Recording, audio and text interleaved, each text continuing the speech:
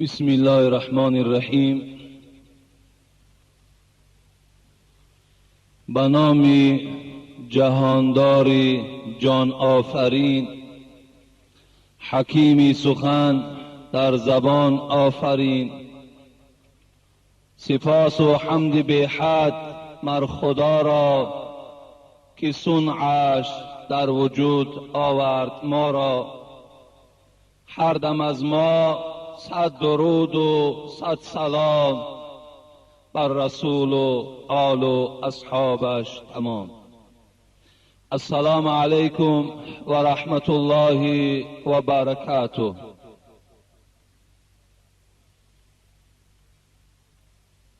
خداوند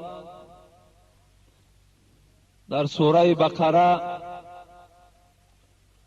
می فرماید: اعوذ بالله من الشیطان الرجیم، بسم الله الرحمن الرحیم. و اذا سألك عباد عني فإني قریب اجیب دعوت الداع اذا دعانی. ای محمد صلی الله علیه و سلم، هرگاهی که بندگان من از من پرسان می شوند که الله در کجاست،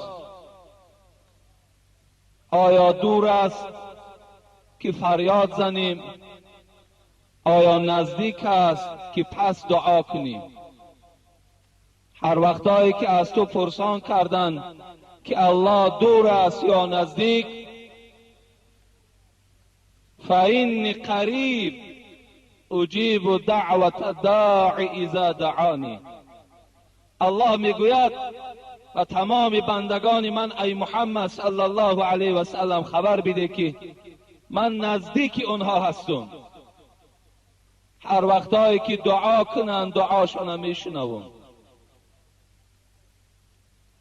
حضرت انس رضی الله عنه که 10 سال خدمت رسول اکرم صلی الله علیه و سلم بجا آوردند میگوید: کان اکثر دعاء النبی صلی الله علیه و سلم اللهم آتنا فی الدنیا حسنه و فی الاخره حسنه و قنا عذاب النار. حضرت انس میگوید 10 سال من عضو خاندان محمد صلی الله علیه و سلم بودم. 10 سال خدمت این حبیب خدا را میکردم.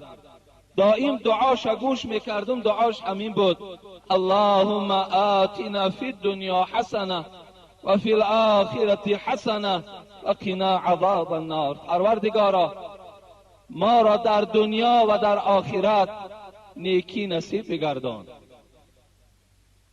و از عذاب آخرت پروردگارا ما را نگه بدار. ما نیز با این دعای معلممان، با این دعای پیشوامان شریک میشویم و دعا میکنیم: پروردگارا برای ما نیز یک گروه بندگان تو، یک گروه پیروان حبیب تو نیکویی نصیب بگردان، هم در دنیا و هم در آخرت. و خدایا از عذاب دوزخت این جمعیت ما، این قوم ما را نگه بدار. اللهم اغفر لنا، اللهم ارحمنا، اللهم اهدنا، اللهم ارزقنا. پروردگارا گناهان ما بنده ها تا مغفرت بگردان. خدایا ما بنده های تو هستیم، ما را در رحمتت شامل بگردان. و خدایا ما را و اهل عیال ما را هدایت بفرما. خدایا برای ما رزق فراخ از وجه حلال نصیب و روزی بگردان. اللهم یا مقلب القلوب ثبت قلوبنا علی دینک. ای گرداننده دلها، ای تغییر دهنده دلها، دلهای ما را پروردگارا در دین خودت ثابت و مستحکم نگه بدار. اللهم إنا نعوذ بك من فتنة النار وعذاب النار و من شر الغنا و الفقر. خدای مهربان ما را از عذاب دردناک نجات بده و سوی تو پناه طلب میکنیم و از اون مبلغ و دولت و سهولتی که ما را اگر متکبر بگرداند، ما را مغرور بگرداند، ما را از یاد تو دور بگرداند، خدایا از این مبلغ ما را محروم بگردان. و خدایا آن فقری که عاقبتش از یاد تو دور شدن باشد، عاقبتش ضلالت و کفر باشد، خدایا از این گونه فقر هم ما را نجات بده. خدایا دولت ما تاجیکان آباد بگردان. خدایا دولت ما را یکی از دولت‌های نمایان بگردان. اقتصاد شه، اسلام شه، فرهنگ شه، خدایا بلند بگردان. و سرور دولت ما را هم خدا عمر دراز و توفیق با رفیق و از همه گزندها و از همه آفتها خدایا در حفظ امانت نگه بداری. آمین و رب العالمین. جمعه گذشته ما و شما در اطراف سوال و جواب ها بودیم و امروز هم که باشد ما و شما یک چند سوال های بیشماری که الحال نزد من است و در خانه هستند میخواهم جواب های اینها را گردانم و به جواب این سوال ها خیلی با دقت باشین، زیرا اینکه اگر یک نفر ما را سوال کرده باشد این برای همه شما تعلقات دارد. از این سوال باید که همه ما و شما یک عبرت و یک درسی را برخوردار شویم. من دیگر صحبت از همین سوال جواب شروع میکنم زیرا وقتم خیلی نزدیک است. السلام علیکم اکای حاجی میرزا، ما از ناحیه ایسار به زیارت شما و قوم شما آمدیم. از شما خواهش داریم که با ما یک دعای خیر دهید. با احترام مخلصان شما از ناحیه ایسار.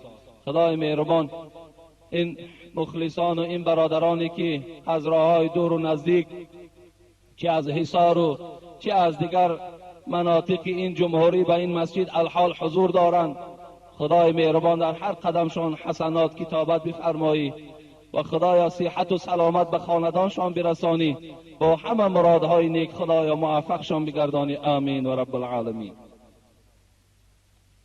السلام علیکم بابای حاجی، آیا از نگاه اسلام درست است که برای پیشگیری مردهای نامحرم از زنهای خانواده درهای دروازه ها را بعد از طلوع آفتاب محکم کنیم مثل قاعده های شهری در وقت نبودن مردهای خانه؟ البته بهترین صورت همین است که این برادر سوال کردند که گویم امروز گرگهای درنده زیادند، چشمهای زیناکار زیادند، امروز جسمهای فساد، جسمهایی که گویم امروز جامعه را رسوا میکردگی شخصیت ها وجود دارند. آیا اجازت هست که ما دروازه ها ما بسته کنیم تا که از این آفت و از این شرمندگی در امین باشیم؟ البته اجازت است که هر یک مادر و خواهری که شوهرش در خانه نباشد بهترین صورت شمین است که دروازه‌ش بند کند، یعنی برای پیشگیری کردن از این گونه آفت ها و از این گونه شرمندگی ها. اگر برای کدام شخصیت لازم باشد میبینیم آدم نزدیک، برادر، خویش قومیت، اگر یعنی لازم باشد در آمدن اونها، این حالت در دروازه را میکشویم و الا اگر در بسته هم که کنیم این جای گناهش نیست، بسیار نیک می شود و هیچ کدام ما هم حق نداریم که گوییم چرا دروازه تو بنده، چرا دروازه تو کشاده نیست. این در حقوق نداریم ما. هر کدام ما سردار در همون خانه خودمان هستیم و خانه دیگر کاری ما و شما نباشد.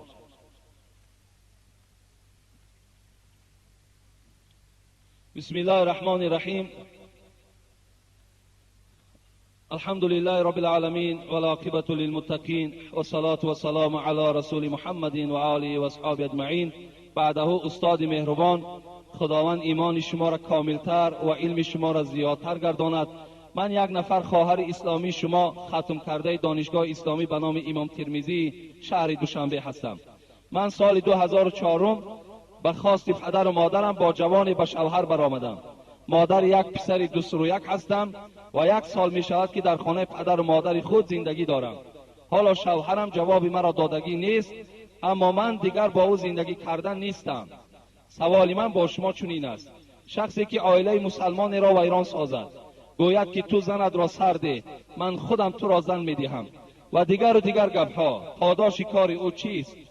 حال آنکه لانه گنجشک را ویران سازند چقدر بی‌ضابطه می شود.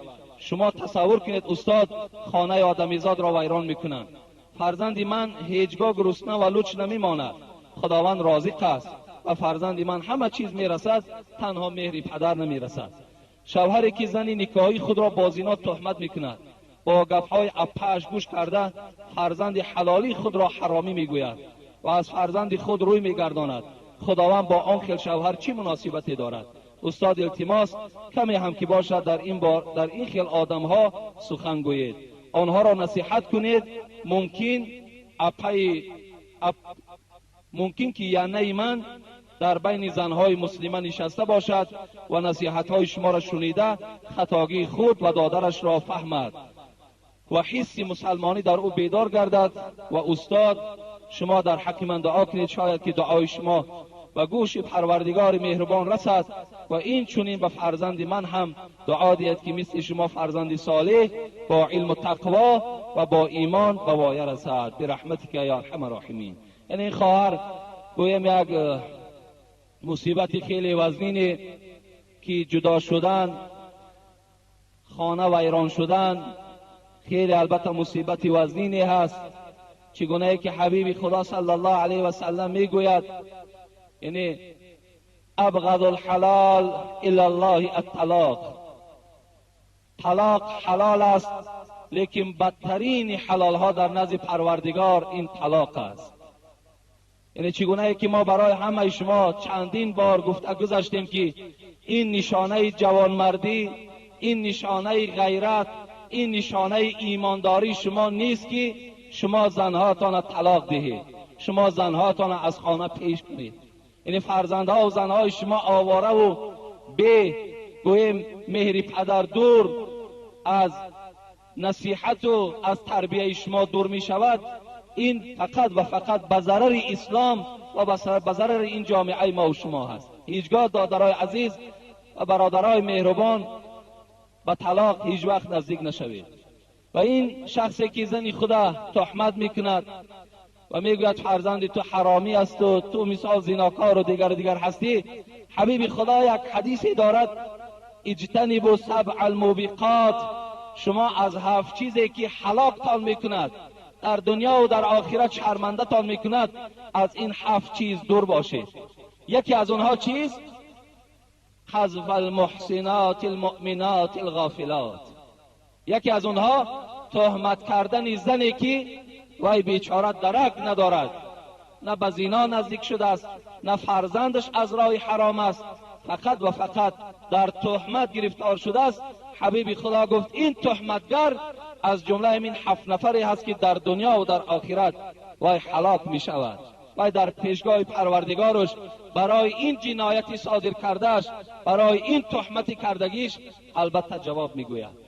لیکن گویم آن اپایی که یا دادری که یعنی با این کار دست دادن، از زن جدا شدن، من برای تو زن میدهم، تو را صاحب زن میگردانم، یعنی اینها گویم اینم نشانه ایمانداری نیست، اینم نشانه مسلمانی نیست. مسلمان ها چگونه که من در جمعه گذشته برای شما کمی از مهربانی، کمی از اتفاقی مسلمان ها صحبت کردم، باور کنین این نشانه ایمانداری نیست. حبیب خدا میگوید لا یؤمن احدکم حتی یحب لاخی ما یحب لنفسه. ایمان ندارد یکی از شما تا زمانی که آن چیزی را که برای خودش دوست می‌دارد برای برادر مسلمانش دوست ندارد. آیا همین اپایی که گوییم این دادر خدا خانه خراب کرد، خانه جدا کرد، آیا وی دوست می‌دارد که خواهر او را داماد اونها به این احوال اندازد؟ آیا دوست می‌دارد؟ البته دوست نمی‌دارد. مادامی که خانه ویرانی خواهر خودت را دوست نمی‌داری، باید خانه ویرانی دختر همسایه را برای خودت روا نبینی. این نشانه ایمانداری ما و شما است، این غمخواری است. باور کن این دشمنی است، این کینه است، این حسد است، این بدبختی است که ما و شما نسبت کلین و نسبت گویم دختر مردم و ما و شما گویم دختر همسایه است، دختر عمکمان است، دختر یگان برادر مسلمانمان است. این گونه گویم عملها را وقتی که ما و شما جاری میگردانیم، این نشانه بی ایمانی و ضعیف ایمانی ما و شما را نشان میدهد. بسیار نیک می شود که اگر همون اپه است، دادر است، وقتی اگر صحبت ما را شنود و حیات اینها را برقرار کند، به خدا قسم در نزد پروردگار اجر خیلی جزیل را، یعنی گویم بی نهایت یک اجر کلان را برخوردار می شود. وقتی که با یک خانه را شما گویم که چیکار میکنین؟ باز پیوست میکنین. در اسلام دروغ گفتن حرام است، لیکن برای یک زندگی را برقرار کردن باور کنین حبیب خدا اجازت میده که دروغ گویید تا که زندگی یک زن و یک مرد یک جای شود. حال آنکه خداوند ویل برای کاذبان، ویل برای دروغگویان خوانده است. دروغگو را حبیب خدا منافق گفته است، لیکن در حالت برقرار کردن یک زندگی اسلام رخصت میدهد که شما دروغ استفاده برید. برای همین اگر این خواهر است، این اپه است، اگر این زندگی را برقرار کند، انشاءالله در نزد خدا ثواب خیلی کلان میگیرد. السلام علیکم داملای محترم. ما زنها یک سوال داریم. همه میگوید که زنها را با مسجد آمدن درست نیست، یعنی با نماز جمعه. با این سوال جواب گویید. اگر امکانیت باشد برای زنها یک جای معین کنید. التماس خواهش زنها هست. یعنی این مسئله در اداره مفتیات حل شدگی بود. گویم یک گروه عالم های تاجیکستان یک جایه شدند و فرمان صادر کردند که یکی از آن فرمان ها این آمدن زن به نماز جمعه ناجایز است، گفتند مکروه است. این در خانه پیشینش خواند. این یک گروه عالم های تاجیکستان فتوا دادگی هستند. از این خاطر یعنی ما گویم برای شما یگان جای آماده کردن ده شرایط هم نداریم و تا زمانی که باز این عالم ها اگر فتوای صادر نکنن برای آمدن زنها، باور کن از دست ما چیزی نمی آید. تا اگر همون عالم ها باز یک جایه نشده و باز زنها را دعوتی به جمعه نکنن، یعنی از دست من هیچ چیز نمی آید، هیچ چیز نمی آید. اگر چنده که امروز زنها احتیاج به شنیدن امر معروف دارند، احتیاج دارند. امروز اگر ما زنها را امر معروف کنیم، نهی منکر کنیم، انشاءالله باور کنیم خاندان تاجیک مثل یک گلدسته می شود. فرزندای ما و شما با زیادتر همین تاجیکستان را دوست می دارند. دخترای ما و شما دخترای با حیا می شود. اگر ما امکانیت داشته باشیم که زنها را نصیحت کنیم، زیرا که امر معروف فقط برای مرد نیست بلکه برای زنها هم هست. امر معروف باید زنها هم گوش کنند. لیکن امروز که مبادایی که گویم یعنی فتوا که صادر شدگی هست، ما هم تابع مفتیات هستیم، ما هم اجرا کننده فرمان همون گروه عالم ها هستیم. از این خاطر در این بابت من چیز بهر شما گفته نمیتوانم، هیچ چیز گفته هم نمیتوانم. فقط اگر در کجایی که شما می توانید که اگر یک جمعیتی اگر وجود داشته باشد، ما می توانیم که بین شما رفته چیزی از سخن خدا و پیغمبر در بین شما رسانیم. الحال همین قدر گویم امکانیتش نزد من هست، دیگر از این زیاد من امکانیتی ندارم. السلام علیکم و رحمت الله و برکاته. الحال مادرای که گویم که صحبت مرا انشاءالله میشنوند، از اونا الحال گویم خواهش من همین است که همان زن انصاری، همان زنی که از مدینه نزد حبیب خدا آمد و گفت ای حبیب خدا، مردها نماز جمعه می روند، مردها نماز جماعت می روند، مردها نماز گویم عید می روند، مردها عیادت بیمار می روند، این قدر ثواب‌های زیاد اونها صاحب می شوند. ما باشیم در خانه نشسته ایم، چیکار کنیم که برابر مردها ثواب میگیریم؟ حبیب خدا به جانب مردمی که در اطرافش نشسته بود گفت آیا این گونه سوالی که این زن داد از دیگر زن شنیده بودین یا نه؟ گفتن نه نشنیدیم. گفت ای زن، گفت برو به تمام زنهای مدینه برسان که آن ثوابی را که مردها در نماز جنازه و در نماز عید و در عیادت بیمار و نماز دیگر ثوابهایی را که چی در جهاد و مردها برخوردار میشوند، شما هم برخوردار میشوین زمانی که در شوهرهاتان خدمتگار باشین. یعنی شما اگر خدمت شوهرها را کنین، شوهرها از شما راضی باشند، شما ثواب جهاد هم میگیرین، ثواب جمعه را میگیرین، ثواب نماز جنازه را میگیرین، ثواب عیادت بیمار هم خداوند در نامه اعمال شما می نویسد. از این خاطر الحال که رخصت نیست، شما می توانید که با این عمل چنگ زنین، انشاءالله برابر مردها ثواب میگیرین.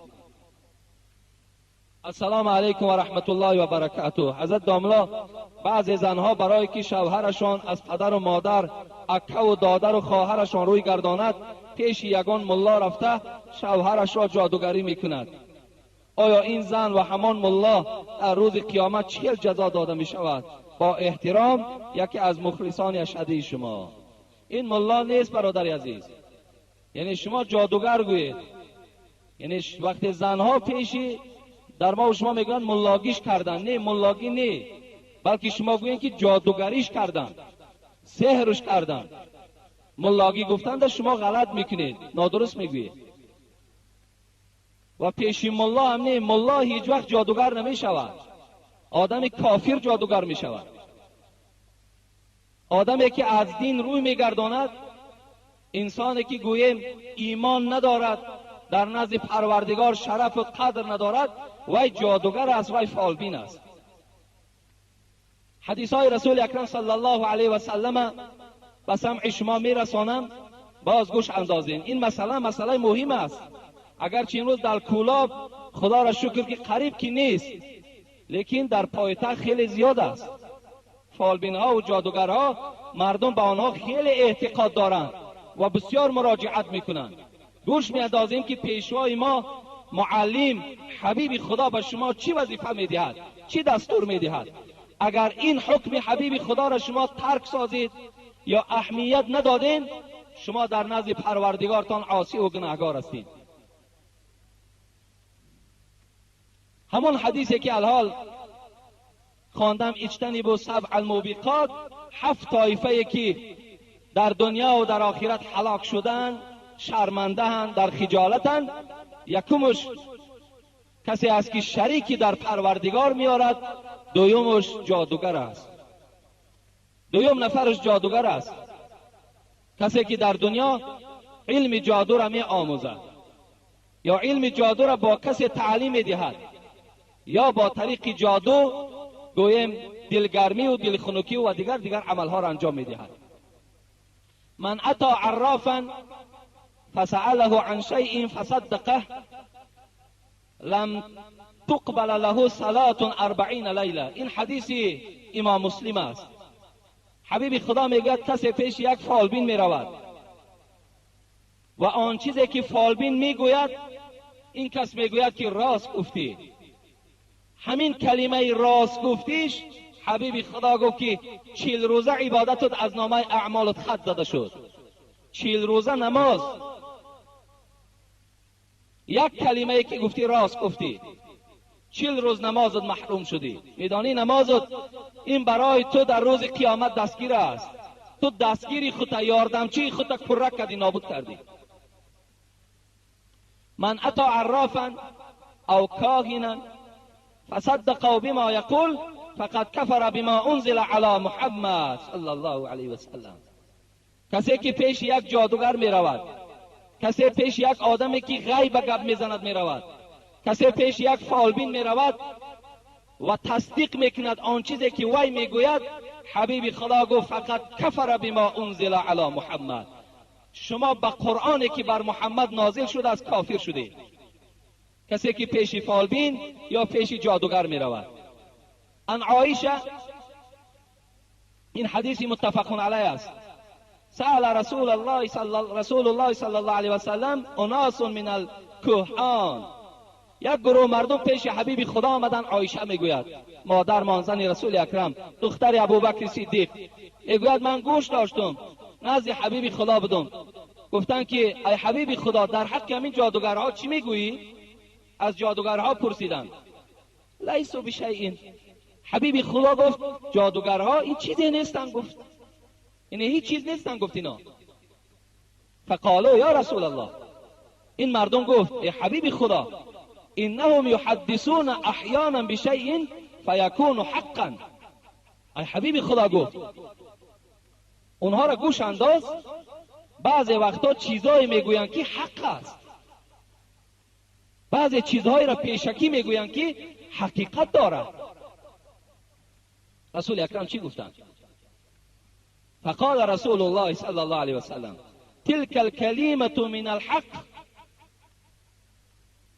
يختفوها الجني فيقرها في اذون وليه. حبیب خدا گفت که آن کلمه حق را که این جادوگرها و فالبینها به سمع شما رسانیدن، این کلمه حق را آنها از آسمان دزدیدند، از بین ملائکه ها دزدیدند، آمدن در گوش همون ولی خود چون که جادوگر است در گوش او گفتند. فیخلطون معها مئة کذبة. حضرت گفت بعد آنه که یک کلمه حقی را که این جنها از آسمان می دزدند و آورده در گوش همون سردار خود میگویند، این جادوگر 100 دروغ دیگر را با او آمیخته میکند و بین شما پیشنهاد میکند. در روایت بخاری است که عایشه روایت میکنند، میگوید جنها نزد ابر میروند، تا نزدیکی ابر میروند، آن صداهایی که در آسمان، آن واقعه هایی که در آینده رخ میدهد جنها گوش میکنند و اونها را گرفته آورده در همین جادوگر و فالبین هایی که اونها یار شیدگی هستند در گوش اونها میرساند و اونها به شما میرسانند. شما میگوید حق میگوید. حبیب خدا گفت شما در داخل اون 100 دروغ دیگر وجود دارد، باور نکنید. گفتند هر کی سازد قول فالبین را قبول، در حقیقت کافر است و لا قبول. یا کنی تصدیق قول فالبین یا کنی دشنام رب العالمین، برابر است. بسیار گناهی وزنین است. دادرای عزیز هیچ وقت به اینها تکیه نکنید. اونا آدمای جینی هستند، اونا جین دارند. اونها را باید که دعاخوانها دعا خوانند. اونا گویم باور که در این جامعه ما بی‌نهایت ضرر کلان میرسانند. کسی که پیش اونها میرود اون را هم صاحب جین میگردانند. یعنی کسل‌های دیوانه کسل و هر گونه کسل‌هایی که خیالی میشوند همش از حساب هم جادوگر و فالبین هاست که لشکرهای زیاد دارند. کسی با آنها مراجعت میکند اون هم الکی در چند جینی او گرفتار میشود. هیچ وقت با آنها نزدیک نشوید. از اونها باور هم ندارید. از اونها هیچ فایده ای نیست. و همان زنهایی که میخواهند شوهرهاشان دوستشان دارند، آخر از دست فالبین چی میآید؟ از دست جادوگر چی میآید؟ تو خدمت شوهر کن، شوهر از تو راضی میشود. و تو در دنیا به واسطه جادوگر مثال گویم دلی او را گرم میکنی، در قبر در آخرت در نزد پروردگار چی میگوی؟ حبیب خدا میگه ایما امرأة ماتت و زوجها عنها راض دخلت الجنه. کدام زنی که از او شوهرش راضی باشد این زمان وی وارد جنت میشود. ای جادوگر و فالبین تو را جنت بردن نمیتواند کو.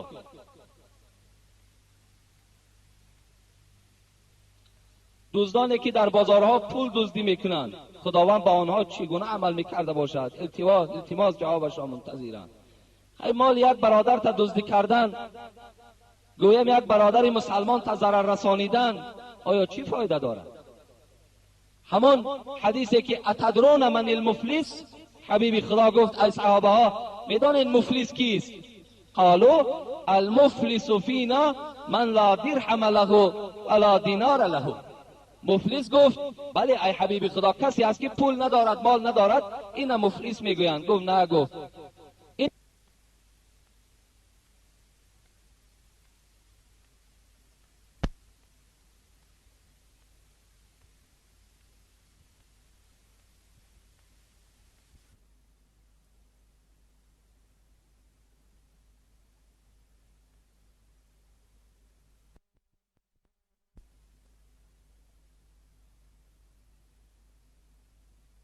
میگویند. گفت نه، گفت این المفلس من امتی من یأتی یوم القیامت بالصلاة والصیام والزکات. حبیب خدا گفت مفلس کسی است که در روز قیامت نماز دارد، روزه دارد، زکات دارد. خب لیکن وای راست میکنن همین نماز خانه و یأتی قد شتم هذا. یک کس می آید و پروردگار میگوید ای الله، همین شخصی که نماز میخواند، زکات میداد، روزه میگرفت، همین آدم در دنیا مرا دشنام دادگی هست و اکل مال هذا. دیگرش میاد میگوید ای پروردگار، انا همین شخص در دنیا پول مرا دزدیدگی بود. فیعطى هذا من حسناته و هذا من حسنات. اینجا چند گروه می آید. گروهی می آید که میگوید مرا در دنیا کشتگی است، گروهی می آید میگوید مرا در دنیا تهمت کردگی است و این گونه این گونه. الله در آخر چیکار میکند؟ از حسنات این آدمی نمازخوان و زکات دهنده حسناتش میگیرد و در این انسانایی که در دنیا گویم جبر از دست این دیده بودن در دست اینها میدهد. وقتی که نیکی این آدم که تمام شد، الله امر میکرد که باید دوزخ بره. این انسانی که در دنیا اگر گویم مال دزدی میکند، یک برادرش تهمت میکند، یک آدم در ظلم میکند، یقین داند که در روز قیامت از حسناتش گرفته میشود و با این شخصانی که در دنیا آزار داده بود داده میشود. السلام علیکم داملای شیرین سخن. من از شما خواهش میکنم که با این سوال ما جواب دهید. میگویند که اگر دستت سیخ زند یا اینکه در انگشتت ریسک باشد، در دستت پول می آید. اینها در اسلام هستند یا نه؟ و باز میگویند که اگر پایت سیخ زند در خانه‌ات مهمان می آید. اینا درست است یا نه؟ التماس با این سوال ما جواب دهید. ما یک گروه مخلصان شما اینا هستند. در مردم ما و شما دست سیخ میزند یا پای سیخ میزند مهمان می آید یا که دیگر، یا در ناخن‌های ما و شما یک سفیدی پیدا می شود، میگویند که این ریسک است. اینا خرافاتند. خرافات شاید شما ندانید خرافات چیست. خرافات معنای خرافات چیست؟ گپی بیهوده. گپی بیهوده را خرافات میگویند، یا عقیده یا مفهومی که بی اساس است، هیچ پایه علمی ندارد، این خرافات میگویند. در ما و شما خرافات خیلی زیاد است، خیلی خیلی زیاد است. حتی در روز جمعه مثال زنها را غسل نکنید، یا اینکه خفاوه نکنید، یا در چایهامان یک شمع میبینند مهمان است فلان فلان گفته، اینا همه خرافات هستند. اینا در باور نکنید، همه این دروغ است. ان الله هو الرزاق ذو القوة المتین. الله میگه من رزق میدهم، اگر همین ناخنت پوری سفیدی کی شود، اگر من رزق ندهم این به این رزق پیدا نمی شود. این دروغ است. اینا معنا ندارند. اینا در هیچ وقت باور نکنید.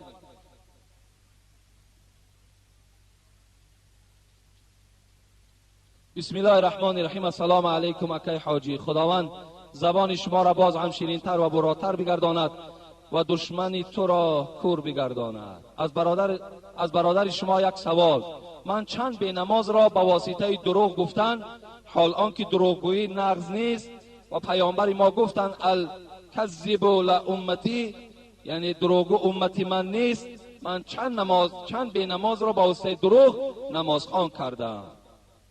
این کار کرده من درست است یا این حدیث پیامبر محمد صلی الله علیه و سلم مرا در فکر ماند؟ التماس اکای حاجی جواب این سوال مرا خوب میشد که پره به ما میگفتید. خدا شما را نگه دارد. برادر عزیز، در اسلام دروغ گفتن حرام است. چگونه ای که چندین حدیث ها را ما در باب 5 صفت مؤمن برای شما گفته بودم که حتی حبیب خدا گفتند که از برای پیغمبر گفتند آیا مؤمن ترسانچک می شود؟ گفتند بله مؤمن ترسانچک می شود. گفتند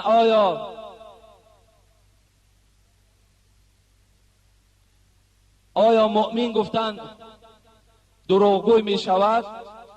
حبیب خدا گفتند نه. گفتند مؤمن دروغگوی نمی شود. مقصد آدم مؤمن باید دروغ نگوید، لیکن در اسلام در 3 حالت دروغ اجازت میدهند. یکی در حالت حرب، حالتی که جنگ باشد، یعنی از دو طرف دشمن ها و این طرف مثال گوییم آدمانی که با این دشمن ها می جنگن، برای جای خود عوض کردن که پیش از آنی که دشمن تو را کوشد تو دشمن را مثال به قتل رسانی، این حالت هم اگر فریب دهی این هم جایز است، دروغ جایز است.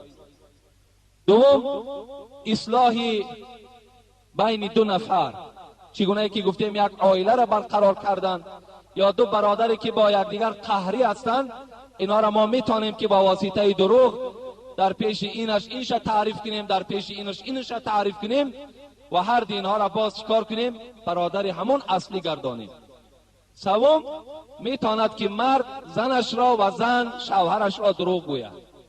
اینا در اسلام اجازت دادن، مثل که برای راضی کردن دل زن ما میتوانیم گوییم که مثال زنک پروا نکن، همین یک مدت پس یک چند مبلغ در دست من می آید، برای تو گوشوار طلا و گردنبند طلا خریده می دهم، برای دل همون زن به دست گرفتن اگر دروغ گویم اجازت است. یا گویم زنک پروا نکن، سال آینده من تو را حج روان میکنم، این دم اجازت است. ببین تا که در بین همیش زن و شوهر الفت و مهربانی باقی ماند، وای با یک دل امیدی که یعنی همین شوهر با من مهر دارد، یعنی با من محبت دارد، در نیتی گویم که یعنی زیبا کردن و آبادی من این شوهر است گفتنده، یعنی اسلام اجازت میدهد. از این خاطر همین برادری که با دروغ نماز خوان شود، باور که این خیلی وزنین است. امروز الحمدلله که وای مثال ببیند توده جوانها را نماز خواندن، اینقدر احادیث ها، اینقدر آیت های قرآن، رسول پروردگار توبه میکنی که خداوند اگر گناه باشد گناه تو را بخشیده گرداند، و این برادری که نمازخوان شده است یعنی خوش به حالش که البته از دست شما هدایت یافته است. در همین سه حالت اجازت میدهند که اگر ما و شما دروغ گوییم.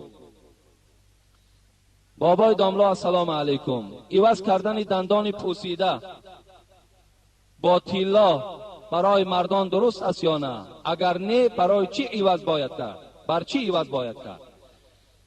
یعنی امروز گویم که فتواشم صادر شده است، فتواهای اکای داملا محمدی هست، در فتوای محمودی هم بسیار یک بیان خوب کردند که اگر ضرورت باشد ما و شما دندان ها من طلا هم کنیم باقی نداره.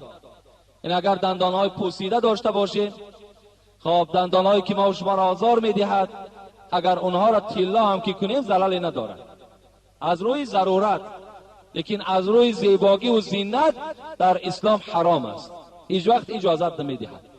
لیکن اگر شما گویم که طلا را هم یک طرف گذارین و از صدف یا از دیگر نمودهایی که الحال برآمده است، سنگهایی که یعنی بسیار قیمتش از طلا هم بالا از قیمتش، فرفور میگوین یا که فاسفور میگوین چیزی میگوین، اگر از اونها هم که کنیم با اینش بهترتر.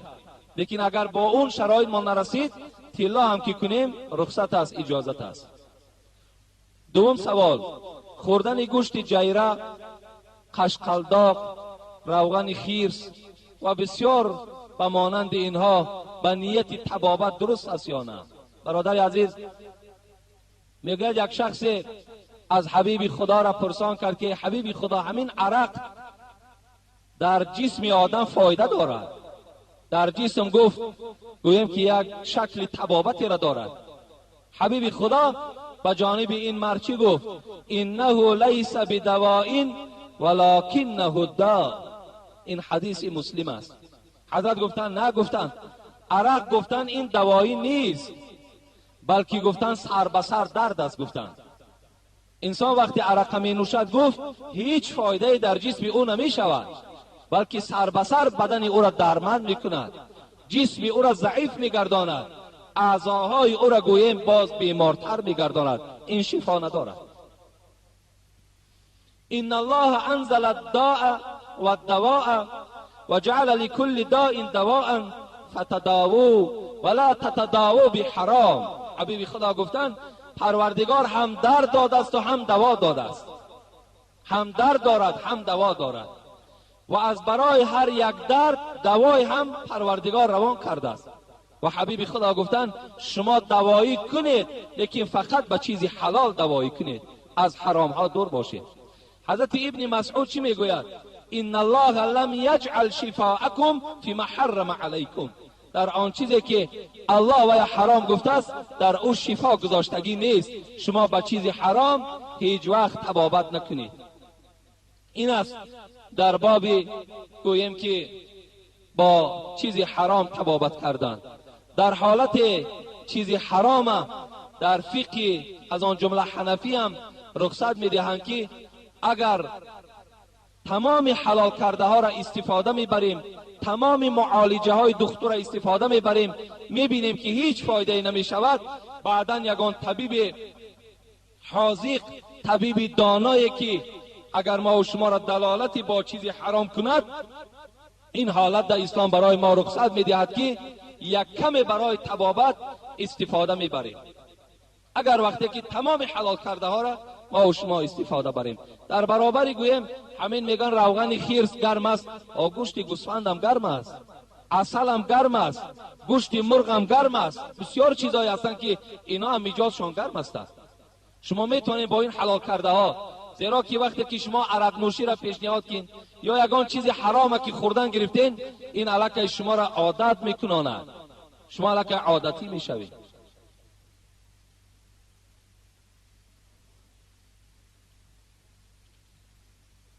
من گفتم مکتوب ها را خیلی کم نویسید، بسیار دراز می نویسند، تمام ترجمه شو می نویسند بعضیش. بسم الله الرحمن الرحیم. ز بسم الله بگشادم دری راز، ثنای ذاتی بیچون کردم آغاز. السلام علیکم داملای شیرین سخن، ببخشید یگان میده وقتتان را گرفته، از شما یک دو جواب انیق را گرفتنی. من یک زنی گناهگارم، داملای شیرین سخن، کسیته های شما را قریب که همه اشان را گوش کردم و باز من بسیارتر کتاب های درة الواعظین و قصص الانبیا را میخوانم. باز من این قدر گناه بسیار میکنم. داملای مهربان، شما درباره پدر و مادر و شوهر را چخیل باید حرمت کردن بسیار سخن گفتید. من باشم از خدا میترسم که من شوهرم را نزد دیده یکدیگر را گرفتیم و پدر و مادرم را از برای این شوهر شده آنقدر حرمت هم نمی کردم. من را حاضر که عذاب و در میان ما که یکدیگر فهمی نیست عذاب میدهد. من باشم سرسختی را گرفته در زبانم اقلا یک مراتبه نمی آید که از آنها بخشش پرسم. از پدر و مادرش ده برای خاطر شوهرش ده، شوهر احترام میکند، یکدیگر را نقض دیدن، خب و با پدر و مادر ملال شدن، حتی میگوید که زبانم نمیگردد که از پدر و مادرم بخشش طلب کنم، ولی شوهرم را چیلی که گوید حرمت میکنم، اما او باشد از من ناراضگی همه وقت بیان میکند و این مخلص شما هست، اما با گفته هایتان نمیکند. با سخنهای قبیح دلم را سخت‌تر گردانیده است که من نماز 5 وقته را با غم و اندوه و گپ‌های ناراحتی او خوانده فراموشم میآید. این باشد باز یک گناهی من است. وای باشد دختربازی کرده مرا پس میزند. من باشم دو چشم بینا، دو گوش شنوا، شکرانه همه رساگی را دارایم و یک پسر هم دارم. وقتی که او بسیار از حد گپ‌های هرخیله میگوید ممکن گپش را میگردانم. چی جای دروغ؟ او مرا مجبور میکند که گپ گردانم. داملای شیرین بیان، از شما خواهش دارم دعای شما در نزد یزدان پاک قبول میگردد. در حق من دعای خیر کنید و من صبر جمیل دهد از شر شیطان ظالم، از بدیهای نفس اماره خدا مرا نگاه دارد. خب التجا دارم باز یک بار دیگر به من مصلحت دهید که من چخیل حرمت شوهرم را کنم. از خدا می ترسم که در قطار روسیاهان نباشم. من آنقدر دختری با صبر نبودم. از وقتی که کسیته ها را کشاده گوش کردم خیلی هم با صبر شدم. در آخر به شما گفتنی هستم که خداوند صف شما ها را زیاد بگرداند. یعنی البته حرمت شوهر برای هر یک زن فرض است، لیکن حرمت پدر و مادرم از همه ضرور است. این معنای را ندارد که خواهرای عزیز شما احترام شوهر را کنین و پدر و مادر از شما ملال باشند. اون چگونه زبان است که برای بخشش طلب کردن نزد پدر و مادر خود کشاده نمی شود. این چگونه احترام شوهر است و این چگونه مخلصی ما هست که زمانی که گوییم دختر بازی میکنه، این مخلصی ما هم نیست. مخلصی ما شخصی است که پیروی آیات های قرآن و پیروی احادیث های رسول اکرم است. این ما مخلص هم نمیگوییم، این مخلصی ما هم نیست. ما گویم از مخلصی این گونه شخصا را خط میزنیم، این مخلصی ما نیست. مخلصی ما کسی است که آن چیزی که ما پیشنهاد میکنیم با وی عمل کننده باشد. حبیب خدا میگوید ان رجلا قال، یک مرد پیش پیغمبر خدا آمد و گفت ما حق الوالدین علی ولدهما، حق پدر و مادر بالای فرزند چند قدر است؟ اندازش معین که ای حبیب خدا. قال هما جنتک و نارک، این حدیث ابن ماجه است. گفت ای مرد، گفت همین قدردان که پدر و مادر دوزخ و بهشت توست، همین قدر بدان. گفت حقشان این قدر بلند است که جنت هم وابسته به پدر و مادرت است، دوزخ هم وابسته به پدر و مادرت است. اگر پدر و مادر از تو راضی باشد تو وارد جنت میشوی، اگر پدر و مادر از تو ناخشنود باشد هیچ وقت تو گفت وارد جنت نمیشوی. برای همین این خواهر عزیز باید که از پدر و مادر گویم بخشش طلب کند و خدمت پدر و مادر انجام دهد تا که این بهشتی که الله برای وعده دارد با نصیب شود. اینجا حدیث های زیاد در این باب وجود دارد. حتی جوانی آمد گفت ای رسول اکرم میخواهم که جهاد کنم به مقابل دشمنای خدا، چی میگوی؟ گفت احی ابواک، پدر مادر زنده است؟ گفت بله پدر مادرم زنده است. ففیه ما فجاهی، حبیب خدا گفت رو خدمت این پدر مادر کن، اینم جهاد در راه پروردگار است. ببین حکم جهاد بینین و قدر پدر مادر نظر کنین. برای همین هر یک جوانی که امروز اگر ملال باشین، پدر مادر از شما ناراضی باشد، شما اینجا آمده جمعه خوانین، شما اگر عالمی اگر گوییم آسمانی که شوین، در نزد خدا شما هیچ قدر و منزلت ندارید تا زمانی که اگر پدر و مادرتون راضی نمیگردانید. سلام داملای عزیز حاجی میرزا، ما یک گروه بچه ها از شهر دوشنبه، ما در بازار سخاوت سودا میکنیم. الان این بچه ها در همینجا اشتراک داشتند، این سوالا بر ما دادن که تعجیلا جواب گردانید. ما را میگویند که این خیل نماز نخوانید، دست ها زیر ناف نگیرید. ما چه خیل نماز خوانیم که مذهب امام اعظم تنقید میکنند؟ در حق ما بچه ها دعا کنید. خدای مهربان شما را عمر دراز و در هر قدم هاتون خدای مهربان حسنات نصیب بگرداند. این سوال در اینجا چند تا هست؟ 3-4 سوال است فقط در همین باب که یک گروه جوان ها ما را میگویند که زیر ناف دست هاتون نگیرید و اونها به حضرت امام ابو حنیفه هر سخنهای قبیح میگویند. برادرای عزیز، من عصبانی نمیشوم، من گویم که باید از روی تعصب به شما جواب نمیگردانم، لیکن این قدر میگویم که المسلم اخو المسلم، مسلمان برادر مسلمان است، لا یظلموه ولا یحقروه. مسلمان باید برادرش تحقیر نکند، مسلمان باید برادرش در دروغ نگوید، مسلمان باید مسلمان در یک دشمن تسلیم نکند، مسلمان باید نسبت یک برادر حسد نداشته باشد، مسلمان باید نسبت یک برادرش کینه نداشته باشد. راستی بار من چی گویم به آن شخصانی که چگونه زبان کشاده می شود و حضرت امام ابو حنیفه را ما و شما تنقید میکنیم؟ باور کنین آیا همین کدام شما را خوش می آید که نسبت حضرت امام ابو حنیفه که امروز اکثر دنیا پیرو مذهب امام ابو حنیفه هستند، چگونه همین زبان کشاده می شود ما و شما حضرت امام ابو حنیفه را تنقید میکنیم؟ آیا حقوق داریم؟ همینده نداریم حقوق، هیچگاه حقوق نداریم.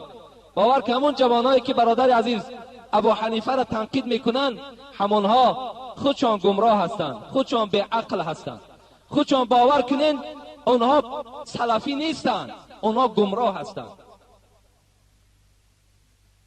نگذارین برادرای عزیز، نگذارین که اونها در پیش شما این امامی که دنیا و اعتراف میکند میشناسد اونا تنقید کنند. شما اگر گوش اندازین در گوش کردنش گناهکار میشین به خدا قسم. گوش کردنش ده. وقتی یک آدمی عادی را گوییم، یک برادری که تماما سواد نداره، خط نداره، وقتی شما غیبت میکنید گناهکار میشوید. پس یک امامی که گوییم مجتهد است، اینقدر گوییم کتاب ها و مسئله ها را برای ما و شما کتابت کردن، چگونه در غیبت او ما و شما گناهکار نمیشیم؟ محترم اکای حاجی میرزا، یک نفر مخلص شما از ناحیه کلخازآباد، زبیدالله، این هم الحال آمده است، سوالات تعجیلی به دست جوابشان میگردانیم. احترامانه از شما خواهش میکنم با این سوالی من جواب کنید. یک شخص یک پیاله عرق نوشید و از هوش بیگانه نشده باشد، نماز خواندن او درست است یا نه؟ برادر عزیز، میتونه ما سوره مؤمنون تلاوت کنیم، قد افلح المؤمنون الذين هم في صلاتهم خاشعون. الله میگوید همان مؤمنی نجات یافتی اگر در نمازش خاشع باشد، در نمازش شکسته دل باشد، در نمازش حضور دل داشته باشد. وقتی تو حرام کرده پروردگار را میخوری، باز بالای جای نماز میبرایی، آیا در کجاست همون حضور دل؟ در کجاست همان خدا ترسی؟ کجاست؟ آخر آدم نماز میخواند که از خدا میترسد. ما 5 صفت مؤمنه از سوره انفال برای شما تعلیق کردیم. یکمش چی بود؟ انما المؤمنون الذين اذا ذكر الله وجلت قلوبهم. هر وقتایی که یاد پروردگار در پیش اونها کرده شود، دلهای اونها ترسان باشد. از الله باید ترسان باشد. کجاست همون ترسی تو؟ کجاست همون نشانه مؤمنی تو؟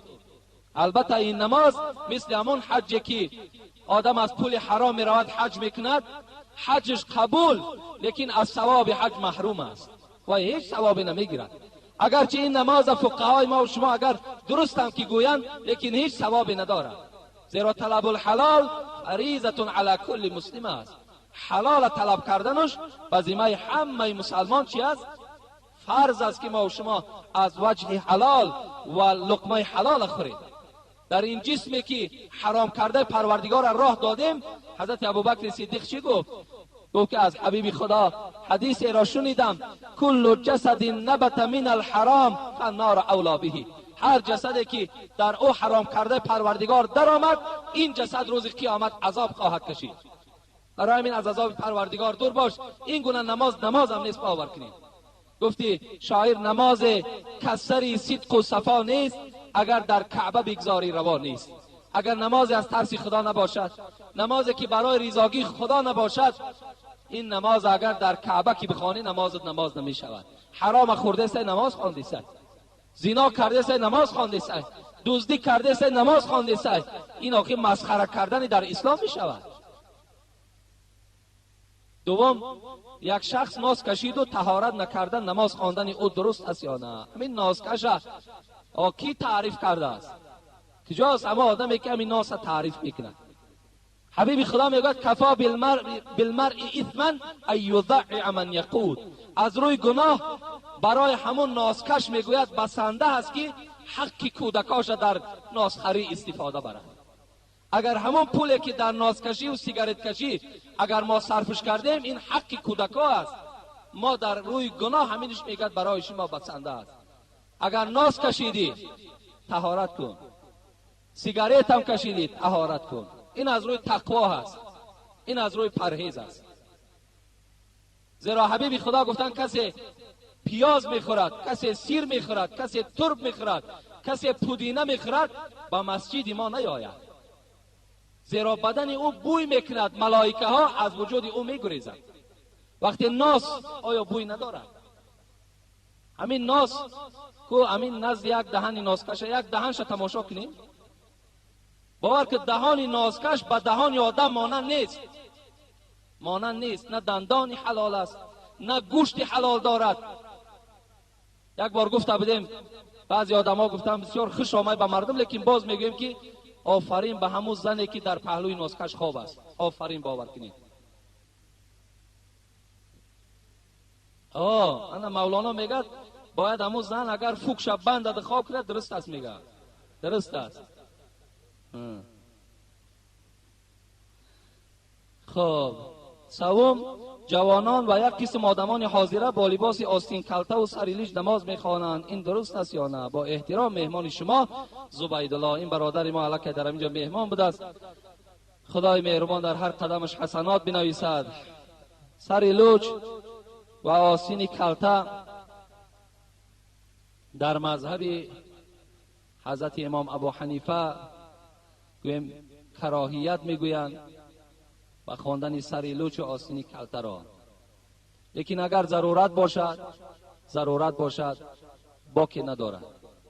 اگر ضرورت باشد، اما و حصر رأسی که عباره مختصر است که این هم در اداره مفتیات اما یک گروه عالم ها یک جایه شدن و درباره سریلیچ و آستین کلته هم همونجا فتوا برآورده بودند که این از مذهب امام ابو حنیفه نیست. برای همین و حصر رأسی میگوید، این سریلوچ نماز خواندن مکروه میگوید الا تذللا، مگر که از روی ضرورت. یعنی شخصی است که اداره نشین است، کارگر است، میآید سریلیچ یا آستین کلته نماز میخواند، اون ما حق نداریم که با اونها مثال سیاست کنیم و اونها را از سریلیچ و آستین کلته منع کنیم وقتی که ضرورت باشد. برای همین یک مراجعت دیگر دارم، این است که اگر امروز جوانایی که به مسجد میآیند خوب می شود که اولا همون یک عرقچینی که هست همون در جیبه هاتون جا کنین. از این قدر ملامت و از این قدر گپی مثال بلند شنیدن و از این قدر کشاکشی که در اطراف همین مسئله هست، بهترین صورت چمینه در همون جیبه هاتون جا کنین. همین مسجد که در آمدی بالای سرت بکشش نماز خواندن بگیر. دیگر نه پهلوگید ملامتت میکند، نه کسی به طرف تو نظر میکند، نه کسی گویم ملا امام دیگر مثال گویم که مورد بحث و محاکمه قرار میدهد. بسیار خوب میشود جوانای عزیز، اون قدر کاری وزنی نیست، اون قدر مشکلات هم ندارد. من یک عرقچین بالای سرت میمانده، برآمدی از سرت بگیر رفتن بگیر باز.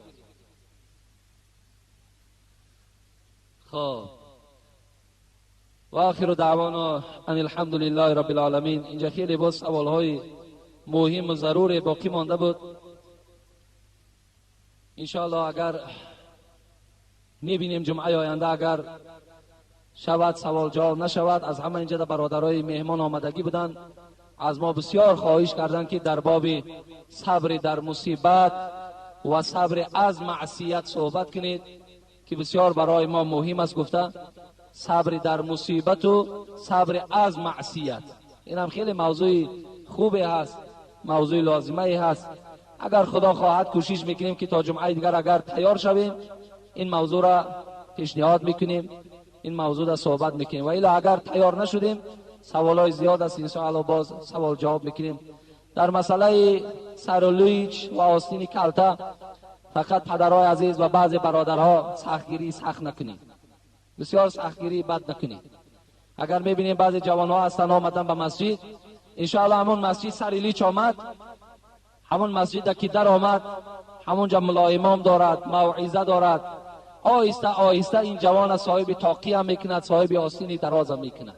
فقط سراسیمه نشوید، فقط درو ما و شما گویم جنجال و بحث و مناظره و دیگر از مسجد بیرون شو و این چی کار است گفته و دیگر یعنی همون قباحت و همین سخنهای بد و درشت استفاده نبرید.